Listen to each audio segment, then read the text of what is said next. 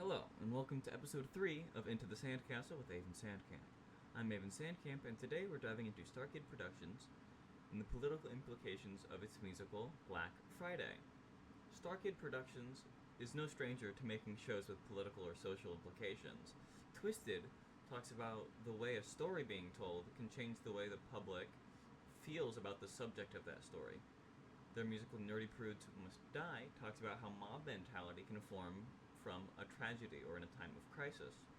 And The Guy Who Didn't Like Musicals talks about the nature of world peace and what that really means. But in Black Friday, the political message that I got from it is a strong criticism on capitalism and consumerism. To give credit where credit is due, the book for Black Friday is written by brothers Nick and Matt Lang. The former also directed the show and features music by Jeff Blim, who also appears as several supporting characters across the show. The cast consists of several characters, but the ones I'll be focusing on the most are Dylan Saunders' Tom Houston, Angela Gerada's Lex Monroe, Joey Richter's Uncle Wiley, Laura Lopez's Linda Monroe, Corey Dorsey's Frank Priceley, and Kim Whalen's Becky Barnes. There are other characters as well that I will mention as the story goes on. We open the show with an advertisement from Uncle Wiley Toys to promote this new toy, the Wiggly Doll, which will be shown in the thumbnail. A green plush doll with a soft, tickly belly that is only available at this toy store called the Toy Zone on Black Friday for $49.95. The exact same price that Team Starkid sold real versions of this doll, which I thought was really funny. We then cut to Tom Houston leaving his son Tim, played by Kendall Nicole, to go to this Toy Zone to buy his son a Wiggly doll. For some context about Tom, he used to teach woodshop at Hatchetfield High School, the high school in the city that this show and two other shows in a trilogy take place. But he had to leave his job a year ago after his wife passed away in a car accident. Upon getting to the Toy Zone, Tom sees a former student of his, Lex Monroe, working at the store. Lex flunked out of school after Tom left school because woodshop was the only thing keeping her GPA afloat. This led to Lex working at this Toy Zone to keep her family afloat. After Tom walked into the line that formed outside the store, we go back to the back room of the toy store, owned by Frank Priceley, who enters singing about how much money he is going to make, singing an effing furry little animal that's going to make me a pile of cash. He talks about Black Friday as a day where companies go from in the red, losing money, to in the black, making money, not the green. Admittedly, Frank is not the smartest person around. Uncle Wiley is the person delivering these toys, and he says that Frank is going to make a killing, which foreshadows a lot of the bad things that are going to happen later in the show. Frank, like many a capitalist, also uses bad parts of Lex's past to manipulate her to keep her working for wages that are not adequate, using her status as a dropout and a previous criminal record to bully and insult her. Then he leaves singing about just how much money he'll make. He is a very over-exaggerated, almost Mr. Krabs level of just wanting money. After he leaves, Lex steals one of these Wiggly dolls so she can sell it on the black market for what she thought would end up being about $500, but ended up being $7,000. She wanted to use this money to get her sister, and her boyfriend to California. Before leaving for her shift, she gives her sister Hannah, who is also played by Kendall Nicole, the Wiggly doll to watch during her shift.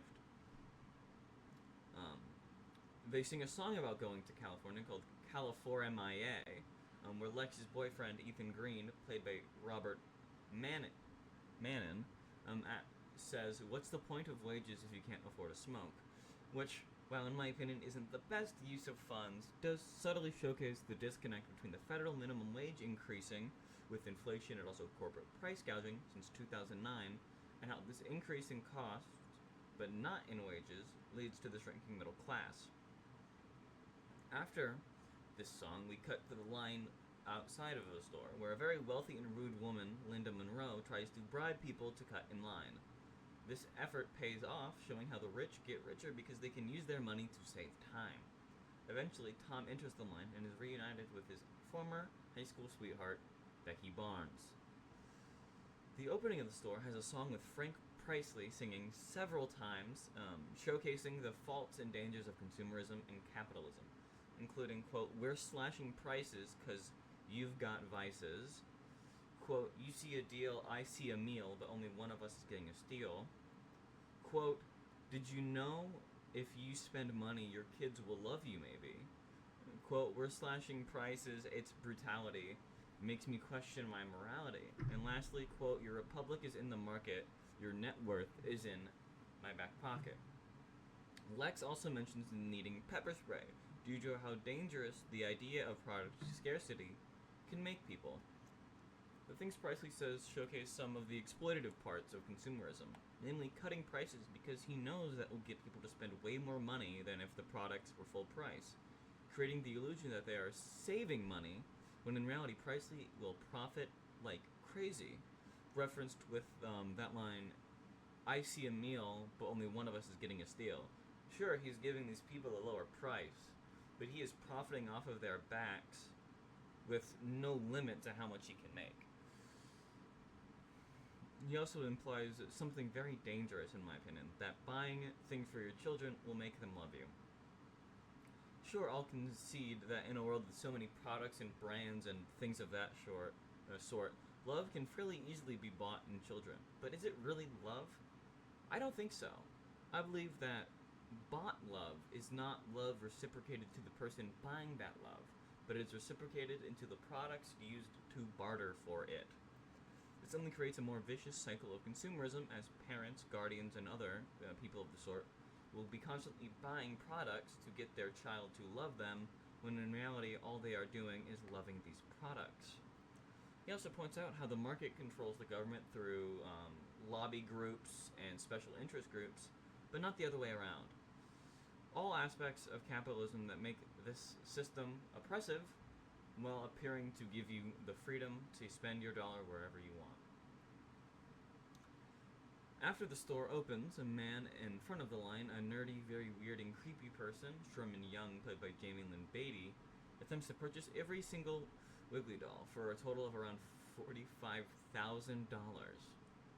This leads to Frank Priestley starting a bidding war that leads to a riot, a trend that is pretty annual on Black Fridays. People tend to get very hurt. This riot then leads to one of my favorite songs in the entire show, "Feast or Famine," with one line that really sticks to me. Quote, "You should never settle for the lifetime that is handed to you. There's always a line to be cut and someone to barrel through. And if you find that you're about to get the short of the stick, take what you want, return what you get." This line really emphasizes and showcases how violent, forced competition can make people. When there is artificial competition, people will inevitably try to exploit that system, which can violently force some people down the ladder. It's hard to pull yourself up from your bootstraps when people are stepping on your hands. The idea that people can just take what they want and return what they get is also very dangerous. The sort of anarcho-capitalist notion that the market will always regulate itself, the government doesn't need to step in at all, and human nature will not in any way influence how people's lives will turn out because of this free market libertarian utopia that is really just a dystopia where the rich get richer more so than now and the poor just suffer. This writing ends with Ethan getting murdered by two rioters. The two who kill him do not feel bad about killing him, however. They feel bad for wasting their time on killing someone who didn't have a Wiggly doll. People tend to view other people as competition, not other human beings, and they are struck by this capitalistic forced competition. There is more than enough to go around, and these products do not mean everything. But because we worship these products so much, we view other human beings just trying to live their life, get through the day, as the enemy, as someone preventing you from getting this thing that you want. which is really dangerous and can also brutally destroy class consciousness. Eventually, after a weird Santa high school movie segment, Tom and Becky find Hannah, who still has her doll, which lead the two to try to violently take it from her, singing a song, Do You Want to Play, where the two try to coax Hannah into giving her the doll. And this song really showcases just how scary people can be, even people that you think you can trust. Becky Barnes is a nurse, and as I mentioned, Tom was a teacher. People in your life that you probably could trust with a lot. I know in my own personal experiences, teachers are some of the most important people I've ever had. That's why I want to be a teacher, is because of how important those people have been to me. So this person, due to forced competition and also some demonic possession, yeah, we'll get into that, leads him to try to violently hurt somebody, which is objectively horrifying.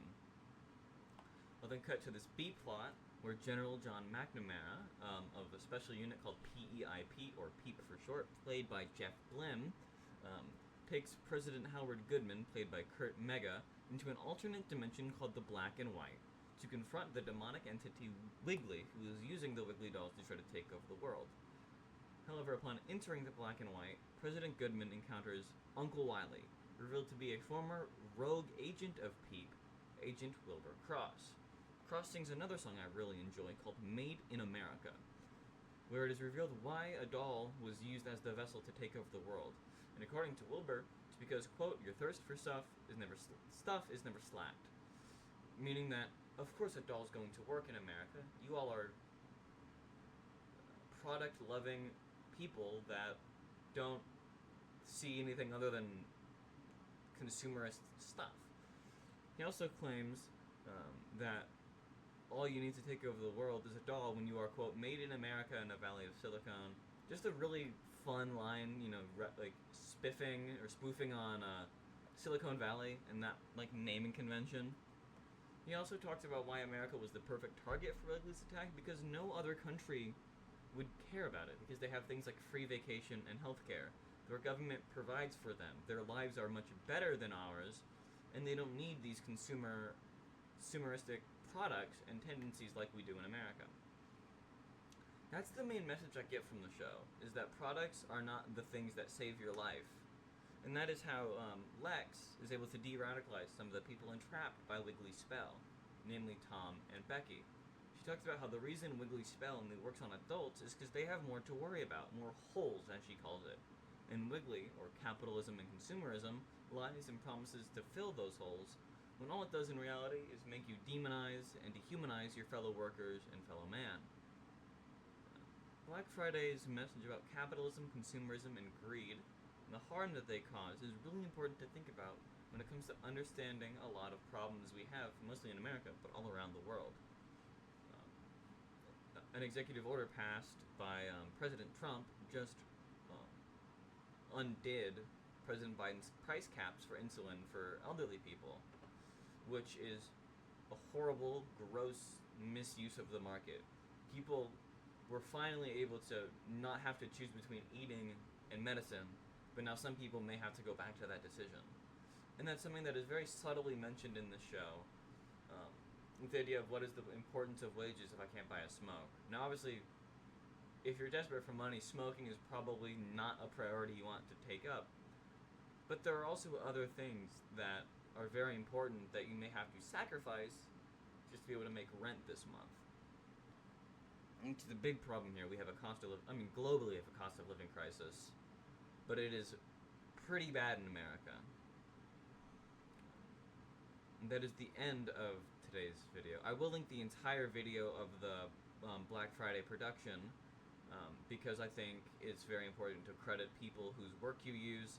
And also, there is a lot I didn't cover in this video, including sort of an idea about how religion and consumerism can be tied together. If you want that video, I will gladly make a video covering that.